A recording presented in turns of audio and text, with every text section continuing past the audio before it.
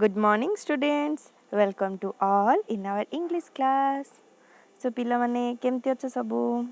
କାଲି ଆମେ କ'ଣ ପଢ଼ୁଥିଲେ ମନେ ଅଛି ନା? ପଣ୍ଡିତ ଜବାହରଲାଲ ନେହେରୁ ହେଲା। ତମକୁ ମୁଁ ତାଙ୍କ ବିଷୟରେ ପଢ଼େଇଥିଲି। ଅଧା କାହାଣୀ ଶୁଣିଥିଲ, ବାକି ଅଧା ଆଜିଠୁ ଶୁଣିବ। ଓକେ, ତାହେଲେ ଚାଲ ଷ୍ଟାର୍ଟ କରିବା।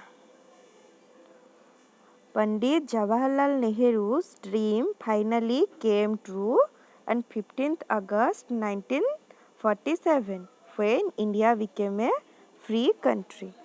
ତାହେଲେ କ'ଣ ହେଲା? ଆମର ଜବାହରଲାଲ ନେହେରୁ ମାନେ ଆମର ଚାଚାଜୀ, ତାଙ୍କର କ'ଣ ସ୍ୱପ୍ନ ଥିଲା? ସେ କ'ଣ ସ୍ୱପ୍ନ ସବୁବେଳେ ଦେଖୁଥିଲେ? ସେ ଚାହୁଁଥିଲେ ଯେ ଆମ ଇଣ୍ଡିଆ କେମିତି ଫ୍ରି ହେବ। ସେତେବେଳେ ତ ଇଂରେଜ ମାନେ ଆସିକି ଆମ ଇଣ୍ଡିଆକୁ ପୁରା କଭର କରିକି ରଖିଥିଲେ, ବହୁତ ନିର୍ଯାତନା ଦେଉଥିଲେ, ବହୁତ ମାରପିଟ କରୁଥିଲେ। ଆମରିଠୁ କର ନେଇକି ସେମାନେ ଚଳଉଥିଲେ, ଆମକୁ ଖାଇବାକୁ ଦେଉନଥିଲେ। ତ ଲୋକମାନେ ସେତେବେଳେ ବହୁତ କଷ୍ଟ କରୁଥିଲେ। ସେଇଥିପାଇଁ ଗାନ୍ଧୀଜୀ ତାଙ୍କର ପଲିଟିକାଲ ଗୁରୁ ଥିଲେ। ଗାନ୍ଧୀଜୀ ଓ ନେହେରୁ ମିଶି ବହୁତ ସାରା, ଖାଲି ଗାନ୍ଧୀଜୀ ନେହେରୁ ନୁହଁ, ଆହୁରି ବହୁତ ସାରା ଫ୍ରିଡ଼ମ୍ ଫାଇଟର ଆମର ମିଶିକି ବହୁତ ସାରା ଷ୍ଟ୍ରଗଲ୍ ଆଉ ମୁଭମେଣ୍ଟ ସବୁ କରିଥିଲେ ହେଲା। ସେଇ ମୁଭମେଣ୍ଟ ବହୁତ ସାରା କଲା ପରେ ଫାଇନାଲି ଅଗଷ୍ଟ 15 ତାରିଖ 1947 ମସିହାରେ ଆମ ଦେଶ ସ୍ୱାଧୀନ ହୋଇଥିଲା। ସେହିଦିନ ହିଁ ନେହେରୁଙ୍କର ସବୁ ସ୍ୱପ୍ନ ପୂରଣ ହୋଇଥିଲା।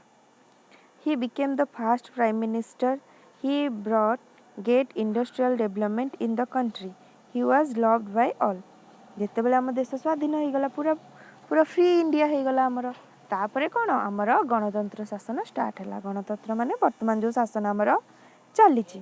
ଏଥିରେ ପ୍ରାଇମ୍ ମିନିଷ୍ଟର କିଏ ହେଲେ? ଆମର ଚାଚା ନେହେରୁ, ମାନେ ଫାଷ୍ଟ ପ୍ରାଇମ୍ ମିନିଷ୍ଟର ବା ପ୍ରଧାନମନ୍ତ୍ରୀ ହେଲେ ଆମର ପଣ୍ଡିତ ଜବାହରଲାଲ ନେହେରୁ ଜୀ। ବୁଝିପାରିଲ? ଏବେ ଆମର ପ୍ରାଇମ୍ ମିନିଷ୍ଟର କିଏ ଅଛନ୍ତି ମୁଁ ତୁମକୁ କହିଥିଲି? କୁହ ଜଲ୍ଦି। ୟେସ୍, ଶ୍ରୀଯୁକ୍ତ ନରେନ୍ଦ୍ର ଦାମୋଦର ମୋଦି ହେଲା। ତ କିନ୍ତୁ ସବୁଠୁ ଫାଷ୍ଟ ପ୍ରାଇମ୍ ମିନିଷ୍ଟର ଆମର ଥିଲେ ପଣ୍ଡିତ ଜବାହରଲାଲ ନେହେରୁ। ସେ ଯେତେବେଳେ ଦେଶରେ ପ୍ରାଇମ୍ ମିନିଷ୍ଟର ହେଲେ, ସେ ବହୁତ ଇଣ୍ଡଷ୍ଟ୍ରିଆଲ ଡେଭଲପମେଣ୍ଟ କରିଥିଲେ। ଇଣ୍ଡଷ୍ଟ୍ରିଆଲ ଅର୍ଥ କ'ଣ କହିଥିଲେ? ଶିଳ୍ପାୟନ ବହୁତ ଷ୍ଟାର୍ଟ କରିଥିଲେ, ଆଉ ଆମ ଦେଶକୁ ବହୁତ ଆଗକୁ ନେଇଥିଲେ। ସେଥିପାଇଁ ସବୁ ଲୋକ ତାଙ୍କୁ ବହୁତ ଭଲ ପାଉଥିଲେ। Nehru was called Chacha Nehru lovingly by children. He also loved children very much, and so his birthday is celebrated every year as Children's Day. ତାହେଲେ ନେହେରୁ ସବୁ ପିଲାମାନଙ୍କୁ ବହୁତ ଭଲ ପାଉଥିଲେ। ପିଲାମାନେ ବି ନେହେରୁକୁ ବହୁତ ଭଲ ପାଉଥିଲେ, ଆଉ ଗେଲରେ ତାଙ୍କୁ କ'ଣ ଡାକୁଥିଲେ? ଚାଚାଜୀ ଚାଚାଜୀ ଚାଚାଜୀ। ବୁଝିପାରିଲ?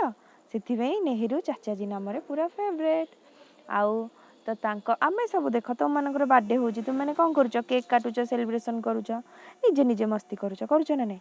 କିନ୍ତୁ ଚାଚାଜୀ ସେମିତି କରୁନଥିଲେ। ଚାଚାଜୀ କ'ଣ କରୁଥିଲେ? ତାଙ୍କ ବାର୍ଥଡେରେ ସବୁ ପିଲାମାନଙ୍କୁ, ଛୋଟ ଛୋଟ ପିଲାମାନଙ୍କୁ ଏକାଠି କରି ତାଙ୍କୁ ଖାଇବାକୁ ଦେଉଥିଲେ, ତାଙ୍କୁ ଗିଫ୍ଟ ଦେଉଥିଲେ, ବହୁତ ମଜା କରୁଥିଲେ। ସେଥିପାଇଁ ତାଙ୍କ ବାର୍ଥଡେକୁ ଆମେ ଚିଲଡ୍ରେନ୍ସ ଡେ ରୂପରେ ପାଳନ କରୁ। ଚିଲଡ୍ରେନ୍ସ ଡେରେ କ'ଣ ହୁଏ କିଏ କହିପାରିବ? ଆରେ ସମସ୍ତେ ଜାଣିଛ ତ, ସମସ୍ତଙ୍କର ମନେ ଅଛି। ଆମ ସ୍କୁଲରେ, ତମ ଟ୍ୟୁସନରେ ସବୁ କ'ଣ ହୁଏ? ବହୁତ ସାରା ସେଲିବ୍ରେସନ୍ ହୁଏ। ଚାଚାଜୀଙ୍କର ଫଟୋକୁ ପୂଜା ହୁଏ, ତାପରେ ସମସ୍ତେ ସ୍ପିଚ୍ ଦିଅନ୍ତି, ଆଉ ତୁମମାନଙ୍କୁ ବହୁତ ସାରା ଗିଫ୍ଟସ୍ ମିଳେ, ପେନସିଲ୍, ରବର, ଜୋମେଟ୍ରି ବକ୍ସ ସବୁ ମିଳେ, ଆଉ ବହୁତ ସାରା ଖାଇବା, ଟେଷ୍ଟି ଖାଇବା ମିଳେ। ଏମିତି ହେଇକି ଆମର ଚିଲଡ୍ରେନ୍ସ ଡେକୁ ସେଲିବ୍ରେସନ୍ ହୁଏ। ତ ଚିଲଡ୍ରେନ୍ସ ଡେଟା ଆକ୍ଚୁଆଲି କ'ଣ? ଚାଚା ନେହେରୁଙ୍କର ବାର୍ଥଡେକୁ ଆମେ ଚିଲଡ୍ରେନ୍ସ ଡେ କରିକି ପାଳନ କରୁ। ବୁଝିଲ? ତାପରେ ଦେଖ, he had written 3 books named Discovery of India, Autobiography and Glimpses of World History. ତାହେଲେ ସେ 3ଟି ବହି ଲେଖିଥିଲେ। କ'ଣ? ଗୋଟେ ଥିଲା discovery of India, then autobiography ମାନେ ନିଜ ବିଷୟରେ ହିଁ ସେ ଲେଖିଥିଲେ, ଆଉ ଗୋଟେ ଥିଲା ଗ୍ଲିମ୍ପସେସ୍ ଅଫ୍ ୱାର୍ଲଡ ହିଷ୍ଟ୍ରି। ଏମିତି କରିକି ସେ 3ଟି ବହି ଲେଖିଥିଲେ। This books R worth reading. This great leader passed away on 27 May 1964। ତାହେଲେ ଏବେ ସୁଦ୍ଧା ତାଙ୍କ ବହିକୁ ସମସ୍ତେ ବହୁତ ସମ୍ମାନ ଦିଅନ୍ତି ଓ ପଢ଼ନ୍ତି। ଆଉ ଏହି ମହାନ ଲିଡର ବା ମହାନ ନେତା କେତେରେ ଦେହତ୍ୟାଗ କରିଥିଲେ? ମେ 27 ତାରିଖ 1964 ମସିହାରେ ନିଜ ଦେହ ତ୍ୟାଗ କରିଥିଲେ ବା ମରିଯାଇଥିଲେ।